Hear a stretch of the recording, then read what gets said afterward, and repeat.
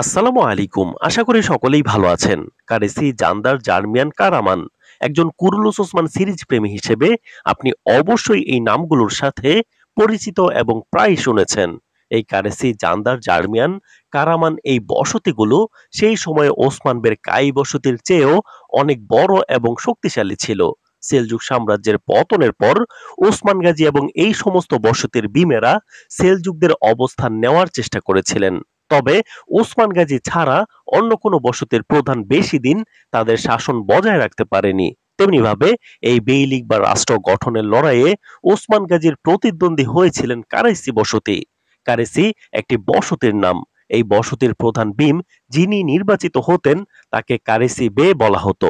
Kurulus Osman season 6-এ সমুদ্র নিয়ন্ত্রণ করা কারেসি বের আগমন হয়েছে, যাকে নিয়ে দর্শকদের জানার আগ্রহ দিন দিন বেড়েছে। সুতরাং আজ আমরা কারেসি বে এবং কারেসি বেইলিকের ইতিহাস নিয়ে বিশদভাবে আলোচনা করার চেষ্টা করব ইনশাআল্লাহ। সুতরাং ভিডিওটি অবশ্যই শেষ পর্যন্ত দেখতে থাকুন এবং আপনি আমাদের চ্যানেলে নতুন হয়ে থাকলে অবশ্যই সাবস্ক্রাইব করতে ভুলবেন না এবং একটি লাইক কমেন্ট শেয়ার করার অনুরোধ রইল। কারেসি বেইলিক ওসমানীয় সাম্রাজ্যের প্রথম দিকে গুরুত্বপূর্ণ ভূমিকা পালন করেছিলেন বলে ইতিহাসে তথ্য পাওয়া যায়। কারেসি বেইলিকের শাসন, কারেসি বেইলিকের নাম মূলত আনাতোলিয়ার উপকূলীয় অঞ্চলে প্রতিষ্ঠিত হয়েছিল। এই কারেসি বেইলিক শুধুমাত্র ওসমানীয় সাম্রাজ্যের প্রাথমিক ইতিহাসের সাথেই গভীর সম্পর্ক রাখে না, বরং ওসমানীয় সাম্রাজ্যের শেষ শত্রু পতনের মাধ্যমে শক্তিশালী করার ক্ষেত্রেও গুরুত্বপূর্ণ ভূমিকা পালন করে। এবার আলোচনা করা যাক কারেসি বেইলিকের প্রতিষ্ঠাতাকে। কিছু কিছু ইতিহাসবিদদের মতে এটি কারেসি বে নামে এক ব্যক্তির দ্বারা এই বেইলিক প্রতিষ্ঠিত হয়েছিল। একটি সংক্ষিপ্ত বিবরণে বলা আছে কারেসি বের আসল নাম ছিল কারা ইসা বে, যা পরে কারেসি বেতে পরিণত হয়।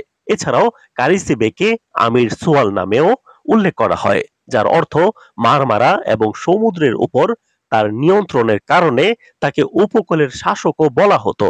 1242 সালে কোষদাগের যুদ্ধে সেলজুকরা মঙ্গোলদের কাছে পরাজিত হওয়ার পর শুরু হয় পতন। এই মঙ্গোলদের বিজয়ে আনাতোলিয়ায় সেলজুক ক্ষমতাকে ভেঙে দেওয়া হয় এবং এর ফলস্বরূপ বিভিন্ন বসতির বিমেরা তাদের বসতিতে স্বাধীনতা ঘোষণা করতে শুরু করেন। কারেসিবে এবং তার পিতা দুর্বল সেলজুক শক্তির সুযোগ নিয়ে নিজেদেরকে স্বাধীন ঘোষণা করেন এবং শীঘ্রই তাদের প্রভাব বিস্তার শুরু করেন। 1296 সাল নাগাদ কারেসিবে সফলভাবে এরডেক, বিগা, এড্রিমিট এবং পারগান সহ বেশ কয়েকটি বাইজেন্টাইন শহর দখল করেছিলেন। তার পিতা কলিম শাহের মৃত্যুর পর কারেসিবে আনুষ্ঠানিকভাবে রাজ্য প্রতিষ্ঠা করেন, যার নাম তিনি নিজের নামেই রেখেছিলেন। এটাকে কারেসি রাজ্য বলে অবহিত করা হতো। কারিসেবে শুধু বিশাল ভূমিতে নিয়ন্ত্রণ প্রতিষ্ঠাই করেননি, বরং মারমারা এবং এজিয়ান সাগরের উপকূলীয় অঞ্চলে তার শাসনকে প্রসারিত করেছিলেন। কারিসেবে সেই সময়ের সবচেয়ে শক্তিশালী নৌবহরগুলির মধ্যে একটি নৌবহর গঠন করেছিল, যা সমুদ্র পথ এবং উপকূলীয় অঞ্চলগুলির উপর তার নিয়ন্ত্রণকে উল্লেখযোগ্যভাবে শক্তিশালী করেছিল। সেই সময়কালে অনেক তুর্কি ও মঙ্গোলরা প্রভাব বিস্তারের ভয়ে কারিসিবের সুরক্ষায় আশ্রয় চেয়েছিল। এতে তার রাজ্যে একটি উল্লেখযোগ্য জনসংখ্যা বৃদ্ধির দিকে পরিচালিত হচ্ছিল। এটাকে কার্যকলাপের একটি প্রধান কেন্দ্রে পরিণত করে এবং এর নাগাল আরো প্রসারিত করতে থাকে। 1299 সালে যখন ওসমানীয় সাম্রাজ্যের ভিত্তি স্থাপন করেছিলেন, তখন কারেসি বেইলিকও তাদের স্বাধীনতা ঘোষণা করেছিলেন। উভয় রাষ্ট্রই প্রায় একই সময়ে আবির্ভূত হয় এবং একটি সাধারণ লক্ষ্য ভাগ করে নেয়, অর্থাৎ আনাতোলিয়া অঞ্চলে তাদের ক্ষমতা সুসংহত করা। সেই সময়ে জার্মিয়ান বসতিরাও মাথাচাড়া দিয়ে উঠেছিল। কারিসিবের শাসনামলের একটি অনন্য বৈশিষ্ট্য হলো তার নৌশক্তি। তিনি সামুদ্রিক রুটগুলির উপর তার দখলকে শক্তিশালী করেছিলেন এবং এজিয়ান সাগরের উপকূলীয় অঞ্চলে বেশ কয়েকটি সফল নৌ বিজয়ে নেতৃত্ব দিয়েছিলেন। এই অঞ্চলগুলির উপর কারেসির শাসন প্রতিষ্ঠা করেছিলেন। এই নৌশক্তি পরবর্তীতে ওসমানীয়দের জন্য একটি গুরুত্বপূর্ণ সম্পদ হিসেবে প্রমাণিত হয়েছিল, বিশেষ করে তাদের ভবিষ্যৎ বিজয়ে।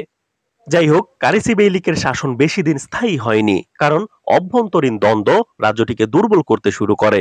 কারেসি বে 1328 সালে মারা যান এবং তার মৃত্যুর পর তার ছেলে ইচলান বে বসতির নিয়ন্ত্রণ নেন। ইসলামের শাসনের পর তার দ্বিতীয় পুত্র ইয়াসি খান নেতৃত্বে আসেন এবং 1328 থেকে 1345 সাল পর্যন্ত এই বেইলিক শাসন করেন। ইয়াসি খানের পর ডেমিরহান বে শাসক হন। দুর্ভাগ্যবশত ডেমিরহানের অজনপ্রিয় শাসন বেইলিকের মধ্যে আরো বিভাজন ও অশান্তি সৃষ্টি করেছিল। অভ্যন্তরীণ কলহের কারণে কারেসি বেইলিক দুর্বল হয়ে পড়লে দ্বিতীয় ওসমানীয় শাসক ওরহান গাজী এই সুযোগটিকে কাজে লাগান এবং কারেসি অঞ্চলগুলিকে অটোমান সাম্রাজ্যের সাথে যুক্ত করে নেন। কিছু কিছু ঐতিহাসিক বিবরণ অনুসারে কারেসিবের এক পুত্র তুরসুন বে ওসমান এবং ওরহানের পরিবারের সাথে একীভূত হয়েছিলেন। যখন ডেমিরহানের শাসন কারেসি জনগণের জন্য অসহনীয় হয়ে উঠেছিল, তখন তারা ওরহান গাজীর কাছে সাহায্য চেয়েছিলেন। পরে তিনি তুরসুন বেকে দায়িত্ব নেওয়ার জন্য আমন্ত্রণ জানান। এরপর ডেমিরহান তুরসুন বেকে হত্যা করে, যার ফলে ওরহান গাজী প্রতিশোধ হিসেবে কারেসি ভূমিতে আক্রমণ শুরু করে। খুব বেশি প্রতিরোধ ছাড়াই তিনি দ্রুত অঞ্চলটি দখল করেছিলেন। 14 শতকের মাঝামাঝি সময়ে ওসমানীয় সাম্রাজ্যের সাথে কারেসি বেইলিকের সংযুক্তি ঘটে। এই সংযোজনটি ওসমানীয় নৌবাহিনীকে উল্লেখযোগ্যভাবে শক্তিশালী করেছিল, যেটি ইউরোপে অটোমানদের সম্প্রসারণের দ্বার খুলে দিয়েছিল। কারেসিবের ছেলেদের কৌশলগত এবং নৌদক্ষতা অটোমানদের নৌশক্তি বৃদ্ধিতে একটি মুখ্য ভূমিকা পালন করেছিল। মারমারা এবং এজিয়ান সাগরের উপর তাদের আধিপত্য প্রতিষ্ঠা করতে হয়েছিল। কারেসিবে এবং তার বেইলিকের ইতিহাস আমাদের এই শিক্ষা দেয় যে ওসমানীয় সাম্রাজ্যের উত্থানের আগেও আনাতোলিয়ায় উল্লেখযোগ্য বেইলিক রাজ্য এবং নেতাদের আবাসস্থল ছিল, যারা তাদের অঞ্চল কর্তৃত্বের সাথে শাসন করতেন। যাই হোক, এই বেইলিক শেষ পর্যন্ত অটোমানদের সাথে মিত্রতা করেছিল। আজকের ভিডিওটি কেমন লেগেছে কমেন্ট করে জানাতে ভুলবেন না। ধন্যবাদ।